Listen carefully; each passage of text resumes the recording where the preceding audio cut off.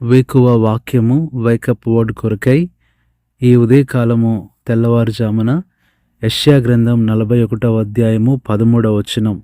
నీ దేవుడనైన యెహోవానగు నేను, భయపడకుము, నేను నీకు సహాయం చేసేదనని చెప్పుచు నీ కుడి చేతిని పట్టుకొనుచున్నాను. ఈ ఉదయకాల సమయంలో ప్రభువు మనతో మాట్లాడుతున్న మాట, నేను నీకు సహాయము చేస్తాను అని చెప్పుచు అంటున్నాడు. అంటే దేవుడు నాట్ సెడ్, సేయింగ్ అనే మాట ఇక్కడ చూస్తున్నాము. అంటే ప్రతి విషయంలో కూడా, ప్రతి అవసరతలో కూడా, ప్రతి కష్టంలో కూడా ఆయన చెప్తూనే ఉన్నాడు. దేవుని స్వరము 24 గంటలు మనకి వినబడతానే ఉంది.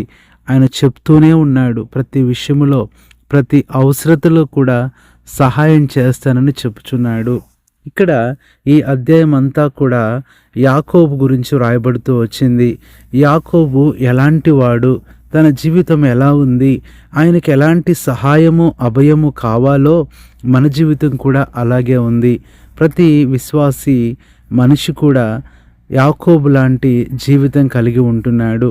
అందుకని యాకోబు ఎలా ఉంటూ వచ్చాడో ఆయన పరిస్థితులను బట్టి దేవుడు ఆయన్ని హెచ్చరిస్తూ వచ్చాడు. అందుకనే ఇక్కడ భయపడకము అంటున్నాడు. నిజంగా దేవుడు 2 విషయాలు మనకి, 2 సంగతులు పరిస్థితులను బట్టి చెప్తాడు. కొన్నిసార్లు పడుము అంటాడు, కొన్నిసార్లు పడకము అంటాడు. అనగా కొన్నిసార్లు లెట్ అని చెప్పే దేవుడే కొన్నిసార్లు నాట్ అని చెప్తాడు. మన జీవితంలో ఏది తక్కువ ఉందో, ఏది ఎక్కువ ఉందో, ఏది ఎంత అవసరమో సరిచూడగలిగిన వాడు దేవుడే.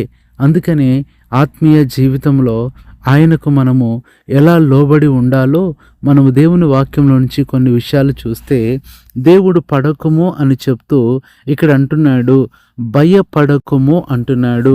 యెషయా 41:13లో నిజమే, చాలాసార్లు మనము ప్రతి పరిస్థితికి భయపడతాము, ప్రతి మనిషిని చూసి భయపడతాము. వారు నా గురించే మాట్లాడుతున్నారేమో, నా గురించి ఆలోచిస్తున్నారేమో, నాకేదైనా చేస్తారేమో, నన్ను ఏదన్నా వారికి నన్ను నష్టం చేస్తారేమో అనుకున్నట్లుగా చాలాసార్లు మనం భయపడతాము. బుద్ధిహీనుడు ప్రతిదానికి భయపడతాడు. కానీ ప్రభువు అన్నాడు, నువ్వు భయపడాల్సిన పని లేదు.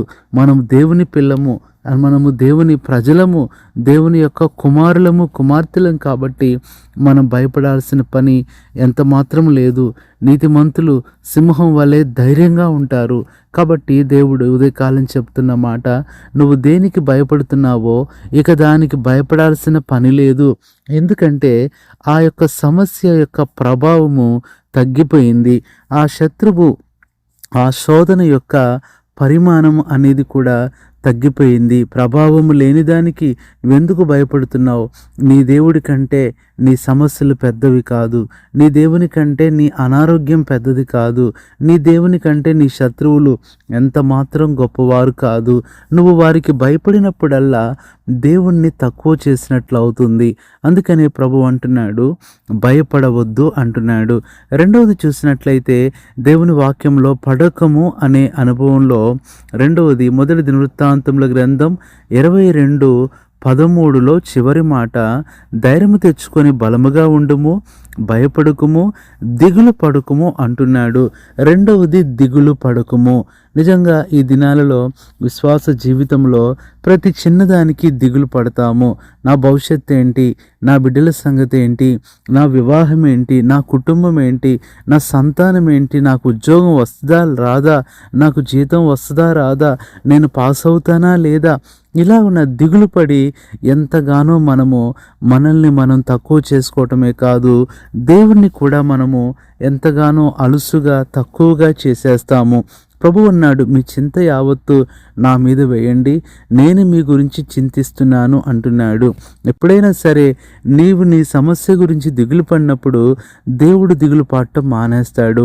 నువ్వు దిగులు పడకుండా ఉంటే దేవుడు ఆ విషయంలో దిగులు పడతాడు. నువ్వు దిగులు పడినప్పుడు ఎలాంటి ప్రయోజనం ఉండదు. కానీ దేవుడు నీ గురించి దిగులు పడటం మొదలు పెడితే నీ సమస్యలన్నీ తీరిపోతాయి. ఇది రెండవదిగా చూస్తున్నాం. మూడవది 37వ కీర్తన మొదటి వచనము, చెడ్డవారిని చూచి నీవు వ్యసన పడకము. మూడవది వ్యసన పడుకము. మొట్టమొదటిది భయపడుకము, రెండవది దిగులు పడుకము, మూడవది వ్యసన పడుకము. చాలాసార్లు చెడ్డవారిని చూసి మనం వ్యసన పడతాం. ఏంటి వ్యసనం అంటే, వాళ్ళు చెడ్డగా ఉన్నా ఎందుకు వాళ్ళు దీవించబడుతున్నారు, వారు చెడ్డవారుగా ఉన్నా ఎందుకు వారికి అంత జీతం వస్తుంది, వారు చెడ్డవారుగా ఉన్నా ఎందుకు వాళ్ళు ఇంత వర్ధిల్లుతున్నారు అని చాలాసార్లు మనం అలా ఉండి దేవుణ్ణే ప్రశ్నిస్తాము. అదంతా దేవునికి వదిలేయాలి. ఒకని కలిమి విస్తరించటం వాని జీవానికి మూలం కాదు. కాబట్టి చెడ్డవారిగా ఉండి చెడ్డ పనులు చేస్తూ వారు వర్ధిల్లుతున్నా గొప్పవారవుతున్నా నువ్వు అసలు పట్టించుకోవాల్సిన పని లేదు. అది ప్రభువుకు అప్పచెప్పాలి. కాబట్టి మూడవది వ్యసన పడకుము. నాలుగవది అదే కీర్తన 37:1 చివరి మాట, దుష్కార్యములు చేయువారిని చూచి మత్సర పడుకము. నాలుగవది పడకము అనే మాటలో ప్రభు అంటున్నాడు, మత్సర పడొద్దు. వారు దుష్కార్యాలు చేస్తున్నప్పుడు కూడా ఎందుకు దేవుడు వారికి తోడుగా ఉంటున్నాడు?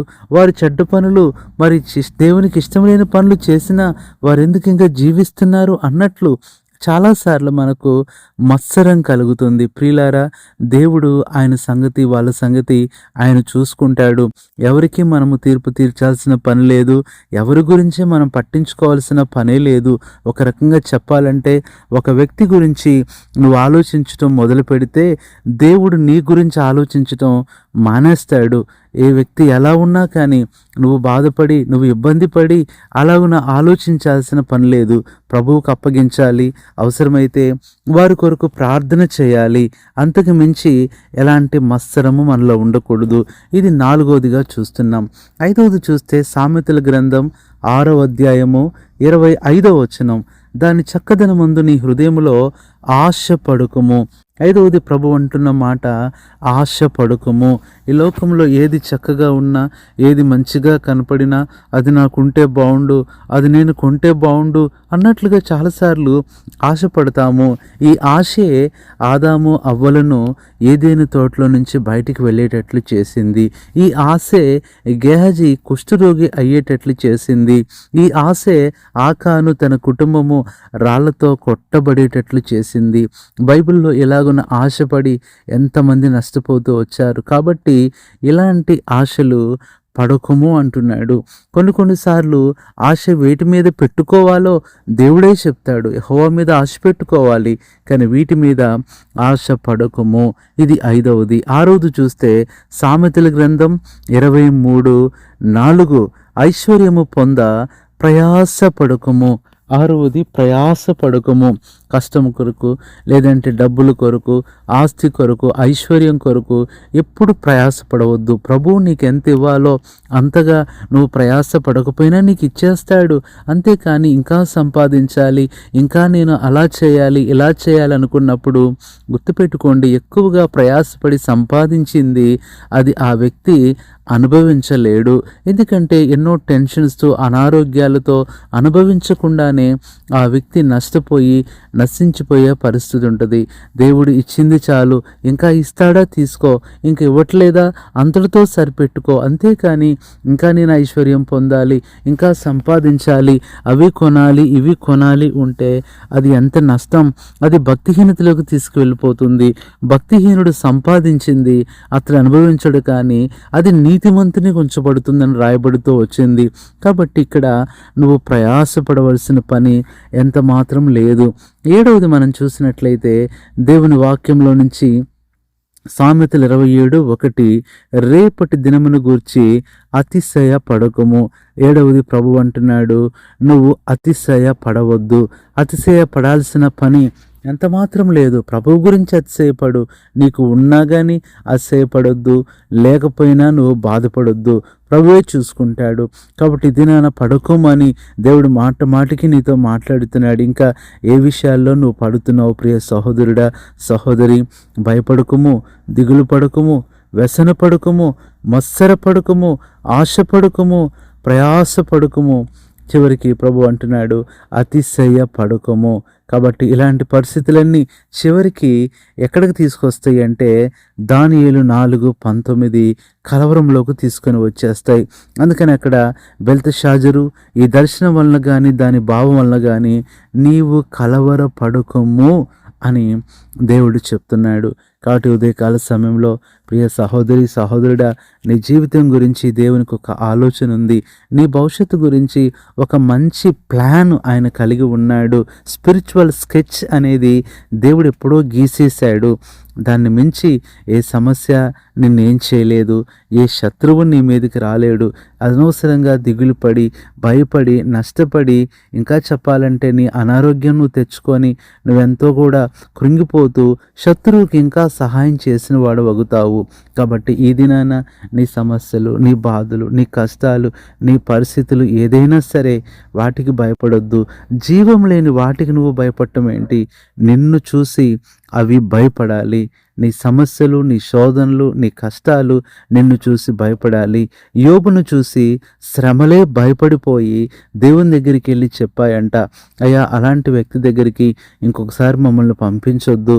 ఆయనంటే మాకు భయం, ఆయన మమ్మల్ని లెక్క చేయడు, ఆయన మమ్మల్ని పట్టించుకోడు అన్నారంట.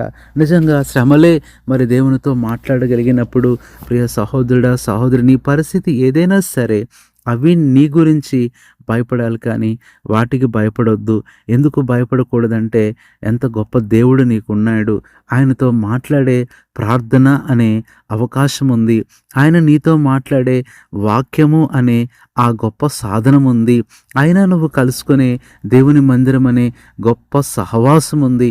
ఇన్ని ఉన్నప్పుడు ఎక్కడో దేవుడు ఎలాగో నీకు దూరంగా ఉన్నాడు అని ఆలోచించి నువ్వు కలవరపడాల్సిన పనే లేదు. నీతోనే ఉన్నాడు. అందుకనే అంటున్నాడు, నేను నీకు సహాయం చేస్తాను, అవసరమైతే నీ చెయ్యి పట్టుకుంటాను అని కూడా చెప్పటం కాదు, చెప్పుచూనే ఉన్నాడు.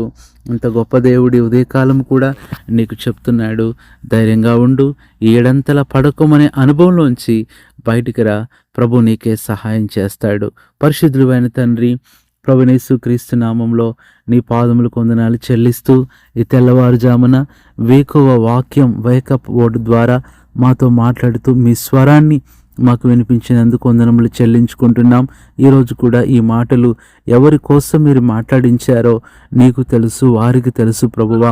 ఎలాంటి కలవరంలో ఉన్నారో, ఎలాంటి ఇబ్బందులో ఉన్నారో, బాధలో ఉన్నారో ఇప్పుడే ప్రభువా వారిని దర్శించి గొప్ప నెమ్మది, గొప్ప ధైర్యం అనుగ్రహిస్తూ రమ్మని కృతజ్ఞతలు చెల్లిస్తూ ఈ దినమంతా వారితో నడిపించమని ప్రభువైన యేసుక్రీస్తు నామములో ప్రార్థిస్తున్నాము తండ్రి, ఆమేన్. మన తండ్రి అయిన దేవుని ప్రేమ, ప్రభువైన యేసుక్రీస్తు కృప, పరిశుద్ధాత్మ అన్యోన్య సహవాసం మనందరికీ సదాకాలం తోడైండు నడిపించునుగాక. ఆమేన్.